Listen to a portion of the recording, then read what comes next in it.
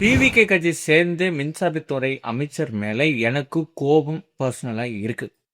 ஏன்னா எதிர்க்கட்சி தலைவர் ஒரு 2 நாளைக்கு முன்னாடியே ப்ராப்பரா ஒரு ஸ்கிரிப்ட் எழுதி அதை மனப்பாடம் பண்ணிட்டு அதை எப்படி நம்ம குளறுபடி இல்லாம பேசணும்ன்றத ஒரு பிராக்டிஸ் தனியா பண்ணி அதை எப்படி சட்டசபையில எல்லாருக்கும் புரியுற மாதிரி நம்ம தமிழ்ல எடுத்து சொல்லலாம் அப்படின்னு எவ்வளோ பிராக்டிஸ் கடந்து 2-3 விஷயம் எடுத்து சொன்னா நீங்க உடனே என்ன சொல்றீங்க? மாண்புமிகு பாத்ரூம்ல 3 மணி நேரம் உட்கார்ந்து எதிர்க்கட்சி தலைவர் நான் சொன்னா உங்க என்ன பாத்ரூம்ல உட்கார்ந்து இருக்கிற எதிர்க்கட்சி தலைவர்னு சொல்லாம இல்ல பால்கனில பகோடாவை சாப்பிட்ட அமைச்சர் நான் சொல்ல முடியும்?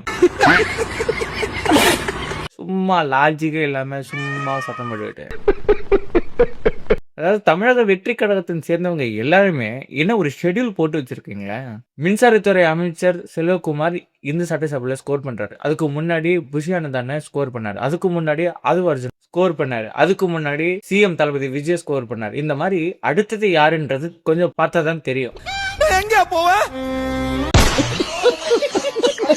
இதுல வேற எல்லாம் கேள்வி வாங்கிட்டு நம்மால் வேற இல்ல ஆதாரம் எல்லாம் காட்டுங்க, எவ்வளவு சீக்கிரம் முடியுமோ காட்டுங்க அப்படின்ற மாதிரி வாய் உதார வேற விட்டுட்டு இருக்கிறாரு. என்ன ஜாலியா இருக்கு.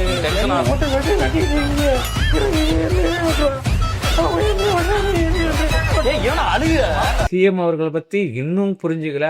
அவரு சும்மாவே காட்டுன்னு காட்டுவாரு. நீ வேற காட்டுன்ற. தயவு செய்து இந்த ஃபைல்ஸ் எல்லாம் சீக்கிரம் பிரிச்சு பாருங்க. நான் சும்மாவே காட்டுன்னு காட்டுவேன். நீ காட்டுன்னு வேற சொல்ற. மாண்புமிகு எதிர்க்கட்சி தலைவர் அவர்கள் காட்டுன்றாரு. அவருடைய கோரிக்கையை கட்டாயமாக முதல்வர் நிறைவேற்றுவார் என்பதையும் கூறிக்கொள்கிறேன்.